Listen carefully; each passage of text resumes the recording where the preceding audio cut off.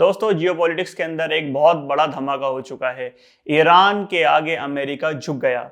Iran और America की एक ऐतिहासिक डील जिसको रुकवाने के लिए इजराइल ने अपनी एड़ी चोटी का जोर लगा दिया, अब वो पूरी हो चुकी है। फ्राइडे 19 जून 2026 को स्विट्जरलैंड के अंदर दोनों देश एग्रीमेंट पर साइन करेंगे और डील को कंप्लीट करेंगे। ट्रंप ने वादा किया है कि अमेरिका का नेवल ब्लॉकेज, जो घेराबंदी समुद्र में उन्होंने लगा रखा था, उसको खाली करेगा और स्ट्रेट ऑफ हार्मोज, जहां पर दुनिया भर का तेल गुजरता है, उसको टोल फ्री खोल दिया जाएगा।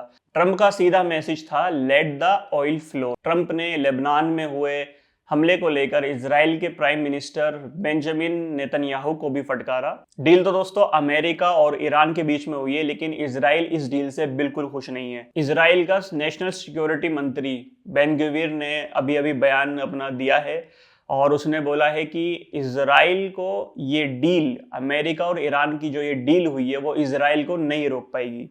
मतलब इजराइल इस डील को मान ही नहीं रहा है। इजराइल का तो ये कह रहा है कि अमेरिका ने हमें बिल्कुल अलग कर दिया है और हम इस डील को मानते नहीं हैं और अब हम अपनी तरफ से कार्रवाई करेंगे। मतलब इजराइल किसी भी हालत में रुकने वाला नहीं है दोस्तों। अमेरिका इस डील से हमारे हाथ नहीं बांध सकता। हम कुछ ना कुछ अब भी खुराफाती करेंगे जो कि इजराइल की नस्ल में है। जैसा कि आपने कल भी देखा था कि किस तरीके से लेबनान पर इजराइल ने हमला करा, जबकि डील बिल्कुल अपने फाइनल स्टेप्स पे चल रही थी, लेकिन फिर भी इजराइल ने लेबनान पर हमला करके साफ साफ इशारा दे दिया कि वो अभी भी इस डील को नहीं मानता। ये तो कल की बात थी, लेकिन आज जब डील फाइनलाइज हो चुकी है, फ्राइडे 19 जून को डील के ऊपर साइन होगा, डील को फाइनलाइज किया जाएगा, एग्रीमेंट पर साइन होगा स्विट्जरलैंड में।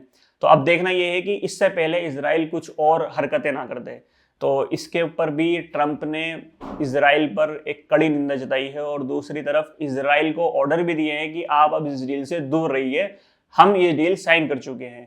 दूसरी तरफ ईरान के फॉरेन मिनिस्टर अब्बास अगाची ने भी इराक, इजिप्ट और तुर्की के फॉरेन मिनिस्टरों को फोन लगाया और उनसे डील के बारे में बात करी। तेहरान के अंदर अभी इस वक्त जश्न का माहौल है। ईरान अपनी आर्मी को भी ये जीत संबोधित कर रहा है। उसका कहना है कि ईरान की आर्मी ने दुश्मन को हथियार डालने पर मजबूर कर दिया और उसको घुटने टेकवा दिए। इस बात के अंदर भी दोस्तों कोई संदेह नहीं है, क्योंकि जिस तरीके से ईरान ने 3 महीने तक 2 सुपर पावर से लड़ा है, वो अपने आप के अंदर ही एक जीत है। अब आप खुद सोचिए कि 2 सुपर पावर एक ऐसे देश से लड़ रहे थे जिस पर 50 साल से प्रतिबंध लगे हुए थे और दुनिया भर के उस पर सैंक्शंस लगे हुए थे, लेकिन फिर भी उसने अपने मनोबल से और अपने आर्मी टैक्टिक्स से ये जीत हासिल करी है। इजराइल में अपोजिशन पार्टी ने नेतन्याहू का ये सीधा सीधा फेलियर बता दिया है। उन्होंने कहा है कि ये नेतन्याहू का सपना था कि वो ईरान को बर्बाद कर दे, क्योंकि आप देखते आ रहे होंगे, आपने पहले भी वीडियोस वगैरह देखी होंगी कि ये